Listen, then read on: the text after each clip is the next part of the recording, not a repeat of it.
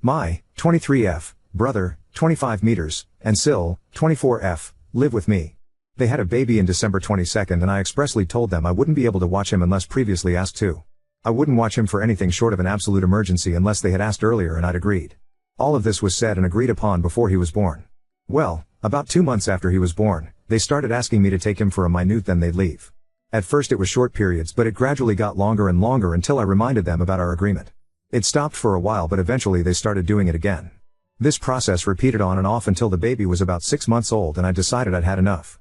So my Sil asked me to watch the baby for a minute, her exact words, and I told her okay I have plans in a bit though so I can't watch him for long. She told me it wouldn't be long and walked out of the house. About 20 minutes passed and she's still not back so I called her. She said she was about to walk into a movie and would call me when it was over. No? So I tell her I have a job interview and I have to leave in 20 minutes, if you're not back by then, I will leave him in his crib and call the police to report an abandoned child. She arrived just as I was leaving the house and they've never left him with me like that again but I still get so much crap during holidays and such when the entire family is together. My mother also complains that she now has to watch him for the last minute stuff they want to do. So I have to know, Ida? Edit to say, we all live in my parents' house together. I have lived there for almost 4 years and they only moved in just before the baby was born so I have the habit of calling the house mine when technically it is not. Edit, part 2, literally copy and pasted from my comment. To clarify, why parents do not live with us. They have an apartment. My parents were in the apartment way before I moved into the house. After we all moved out, they downsized and rented the house out. Their last tenants left about a month before I was discharged from the military and my parents asked if I wanted to rent the house from them.